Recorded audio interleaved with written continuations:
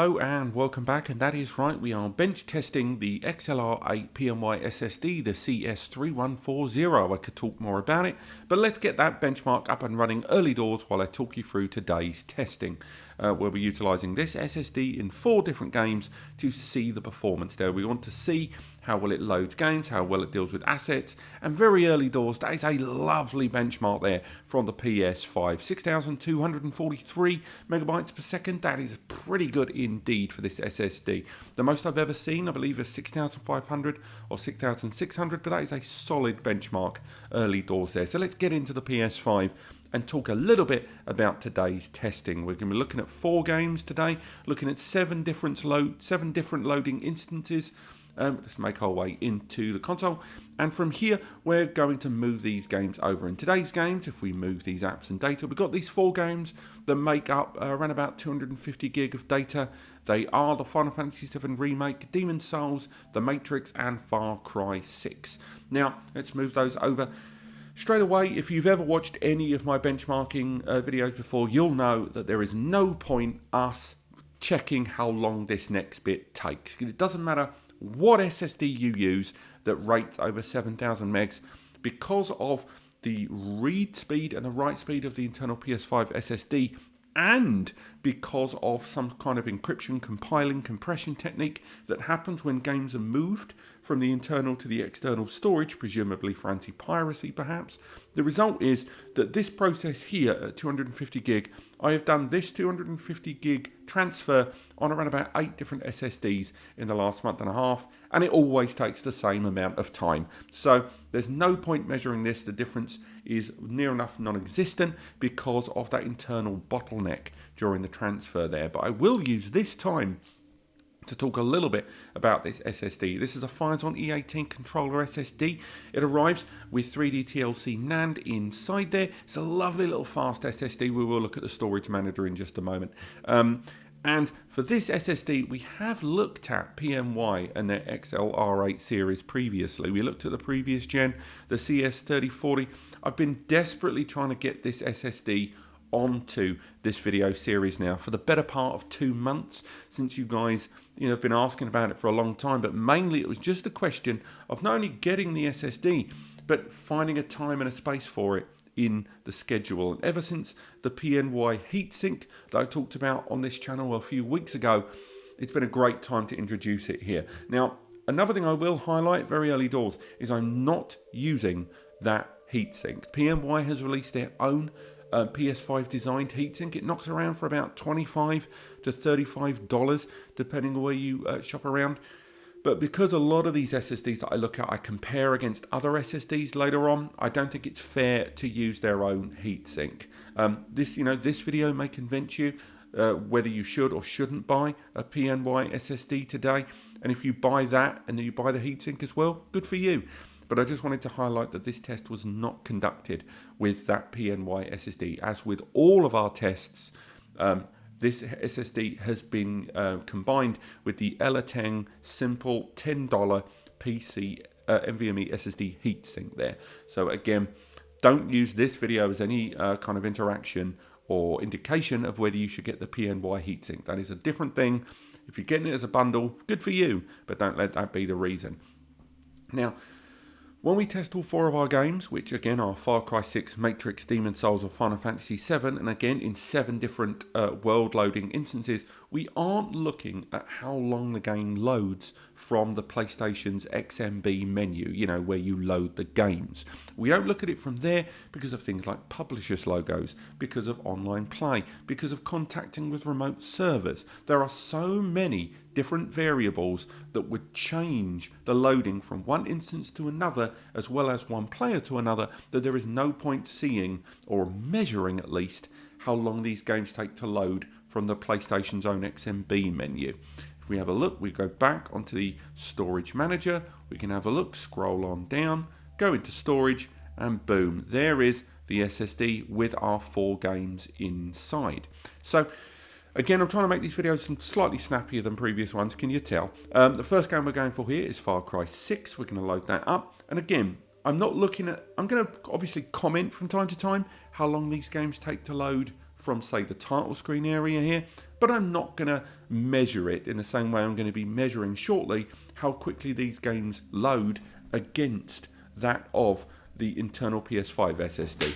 When I load this up, at the top right of the screen, you're going to see the PNY SSD loading the game and playing the game and showing its assets. And on the top left of the screen, you are going to see the internal PS5 SSD doing the same thing. Again, it's worth highlighting again, the internal PS5 SSD tests were recorded with the internal PS5's recording, whereas the top right have been recorded with an external capture card. Consequently, the picture quality may be slightly different, but that's not indicative of the SSD itself. That is indicative just of the two recording practices. It's the same console doing that job. Okay, so let's load in and see how these two compare in our first test in 3, 2, 1. Not too slow. We should load in on a checkpoint there, and there we are. We're immediately inside, and again, we're just going to jump straight onto this bike here, because what we want to do is, as quick as possible, challenge the system to have any difficulty and show its difficulties with that SSD in loading the assets. A lot of the time when we load these worlds in, the front end of the loading will be the big data, the sequential data, such as the world as it's known. Random variables, little stuff, all get loaded in later on when you're in the game. So the idea is for us to load into the game as quick as we can to try and catch the system out if it's having any of those difficulties. Now, if I add on auto driving there, I'm able to sort of rotate and have a little look around the world, have a look at the textures here in front of me, and everything seems to be running as well as I'd like to see it. The game seems to be loading in fine. Again, the game seems to be taking a path here that I didn't anticipate it doing because of that checkpoint there. And again, the game is seemingly loading as well as I'd like to see it do that. Again, no problems there in terms of textures, no drop in frame rate there. Again, why it's driven down a road where there's no road to follow is comical in the extreme. But nonetheless, let's carry on there. For me, the textures, everything seems to have loaded in how I'd like to see it.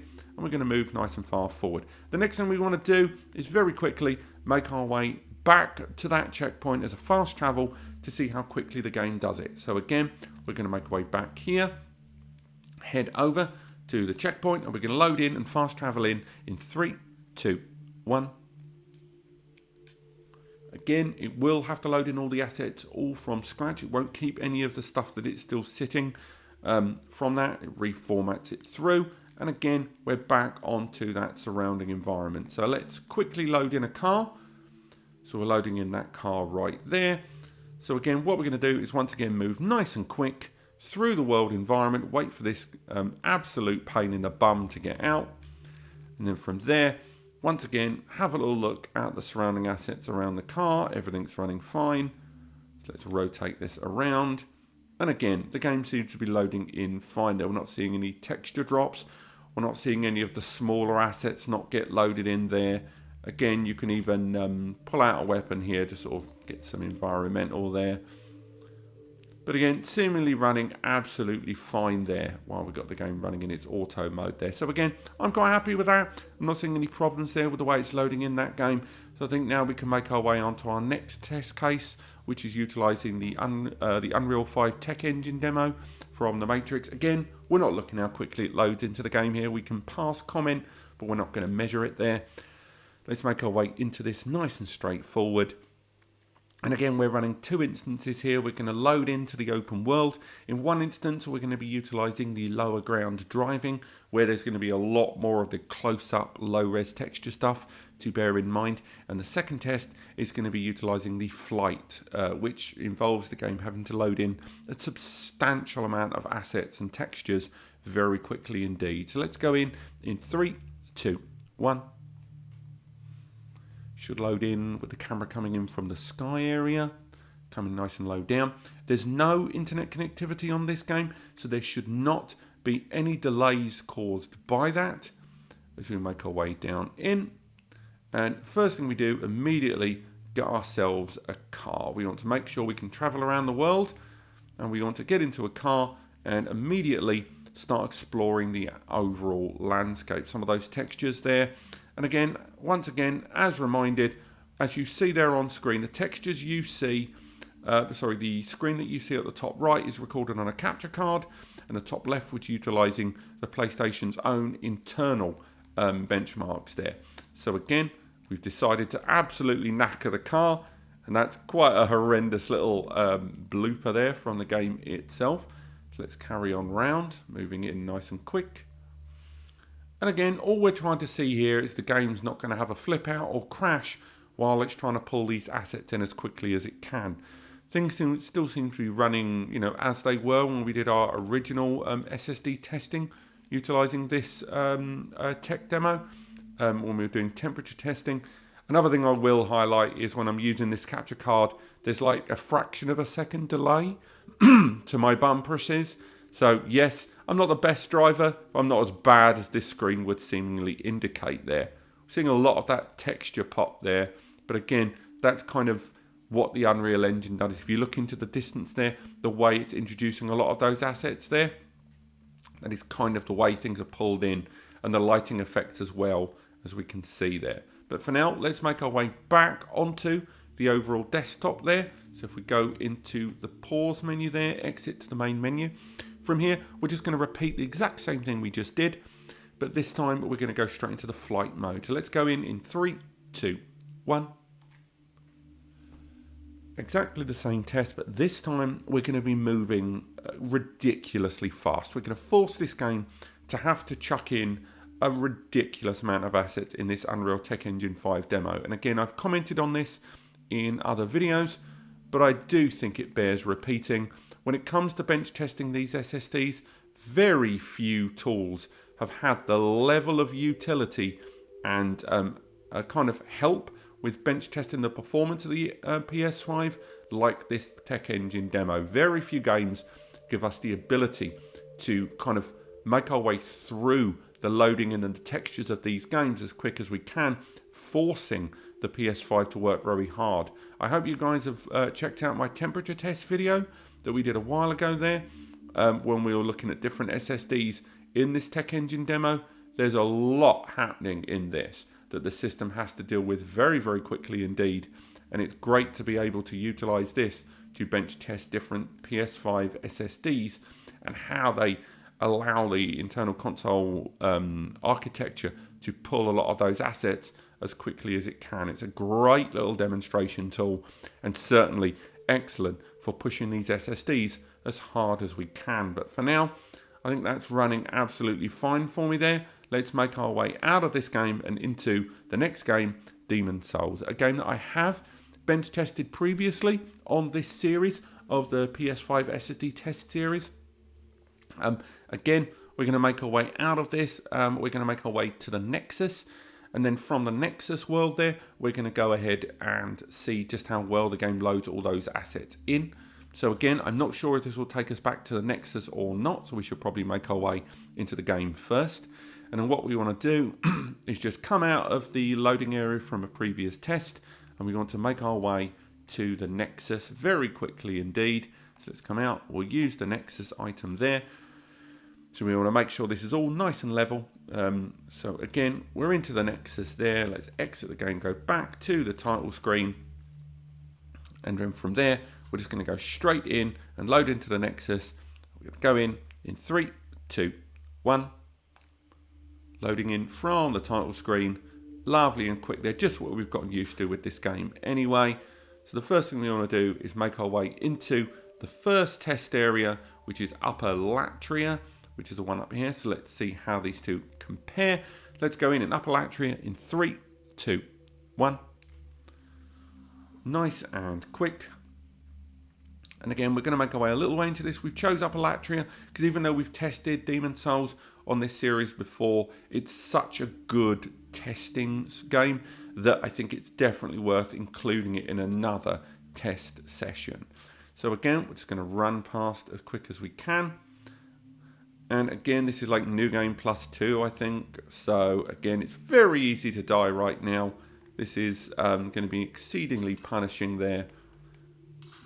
We're just going to carry on just a little bit forward, and then we're going to make our way back into the Nexus, whereupon from there we can go ahead and test out another loading area within this game.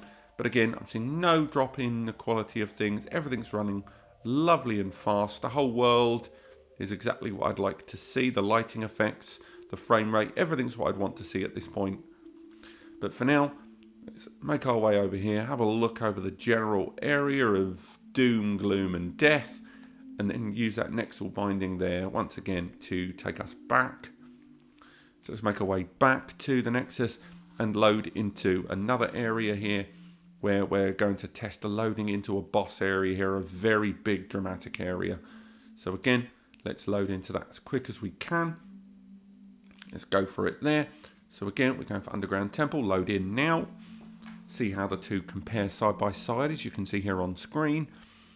And again, this is a heftier area than loading into the Nexus, but that still feels pretty darn quick. As you can see here, we've got the fire area there. So we can just immediately start making our way forward through this world into the boss area. And again, we're not going to go too far. I will say that the odds of my character dying are pretty high as we make our way through this. But for now, let's make our way to the boss area, nice and quick, loading through the fog gate, just pushing forward as fast as we can. So again, we carry on, we let it do its thing. But for now, it's seemingly running exactly what I'd like to see. Again, that's really annoying that I've decided to pack an incredibly slow weapon and not carry the Thief's Ring. For those of you that have played this game before, I'm sure you're judging me. But for now, that's seemingly loading exactly the way I'd like to see it. So let's see if the game gives us any means to hide here. Is it going to allow that to count? Are we going to see red eyes? I think we're fine. And I think for now, what we're going to do is utilize the Nexel binding again, head back to the Nexus to give it one last big push there, and then we'll make our way onto our fourth and final game. As you can see, we're nice and fine in the Nexus. Let's make our way into our final game to test right now, which is of course Final Fantasy VII. Final Fantasy VII, this is the PS5 version, as you can see there on screen. And we're going to load in now. It's going to be lovely and fast. Again, I know we're not judging it, but Final Fantasy VII, one of the things is just how fast it loads into that title screen there. Incredibly fast. And we're going to load in on an existing save game. So let's load in nice and quick in 3, 2, 1. As you can see, straight away, and again, loading in, there's going to be that pop-up there. We can largely ignore that. And as we make our way along, can carry on pushing forward, get the game to load into that next set piece as quick as it can. Lift goes up. We then have to wait for this door area there, which the game has clearly done intentionally to let that bit happen. So now we're just waiting for them to send the lift down, which is what we do. And again, this is much more of a closed environment. This is a game that has a lot more high-res textures throughout. And that's kind of what we're watching here, because the game has a lot of silent loading, as you can see here from on the screen. Silent loading is when a game introduces loading segments, in the midst of play, but it forces the character to a fixed camera angle, or it fixes the character to only be able to move slowly, which again, super annoying. We've all played Last of Us. There's plenty of that, or Uncharted or stuff like that. But for now, everything's still running lovely and fast. The frame rate is exactly what I'd like to see. We'll skip that cutscene there and just go straight into another battle segment. Again, just nice and quick. And again, sorry about the clicking of the controller there, if that's close to you guys there on screen. So again, nice and quick, moving along, but the game seems to be running as quick as I'd like to see it. So we'll move forward, and for now, yeah, I'm quite pleased with what I've seen there. It seems to be running absolutely fine there. And again, exactly what I would expect to see. Everything's running nice and snappy. And for now, I think that's good enough for this test for me. Overall, I'd be happy with what I'm seeing here. If I was playing this game, I have no doubt in the way this is loading nice and fast for us. And for now, I think what we can do is head right the way back into the XMB and start moving those games over. Maybe summarising what we've seen in our first of 2 tests of this SSD. Let's transfer them over. Again, much like previously, we've talked about the internal benchmark of this console. We're moving games back and forth. what you're seeing here, we can't really measure this. There's definitely a bottleneck there in the middle, and therefore, as much as I would love to time and get an accurate benchmark of how long this system takes to transfer that 250 gig of data from the PNY SSD and onto the PlayStation's own internal PS5 SSD, the internal bottleneck in the middle of the encryption or decryption or some kind of compression in the middle for almost certainly anti-piracy measures results in no benchmark here being reliable between SSDs. But let's summarize what we've seen. From what I could see on my side, there were no difficulties in the loading between each of those games and those instances. This SSD has said it's PS5 compatible. It has said it can run games better than the internal PS5 SSD. And on the whole, from what I've seen here, it's mostly right. I think almost certainly it is a great SSD for loading your games for PS5 and expanding your storage. And although it's more expensive than the affordable Phison E16 version, the CS3040, it's certainly one that's going to stand the test of time and be a better long-term solution. Also, the PlayStation's own internal benchmark of 6,300 or so is still a great number to be working with there. Whether it's going to outperform the internal PS5 SSD, right now, I doubt it. I think it will be exactly the same. But we've already started seeing, as newer and newer games have arrived on the scene that have been specifically designed for PS5, we're starting to see that these new gen SSDs do load games faster, and a lot of the rhetoric behind the best performing SSDs, particularly on the PS5 benchmark, which has slightly changed in more recent PS5 updates, we've started seeing IOPS playing an enormous part in the PS5's benchmark there. So the fact it scored 6,300 when I think the PlayStation's own internal SSD benchmark, I would argue, would probably sit somewhere at 5,500 to 6,000 is a nice indicator for things to come. Overall, do I recommend this SSD? I certainly do. I have before and I still continue to. I've still got another series of tests to perform on this SSD with 4 new games. Again, do stay tuned for that, and we will be bench testing a few new games coming out in Feb. But apart from that, I'm happy with what I've seen today, and I hope you are too. There's a full review linked hopefully in the description below, and we should have released our full PC benchmark and hardware review of this SSD on NAS Compares earlier, I believe, at the start of January, so I hope you caught that. Otherwise, there are links in the description to recommended SSDs and heatsinks for PS5, and do watch my content that I've created recently on the PNY heatsinks. I've done a lot of videos and a lot of written word, and all that body of content together will keep you very informed on choosing the right SSD and heatsink combo for you. Thank you so much for watching. Click like if you've enjoyed the video. It helps me understand what I'm doing right and wrong.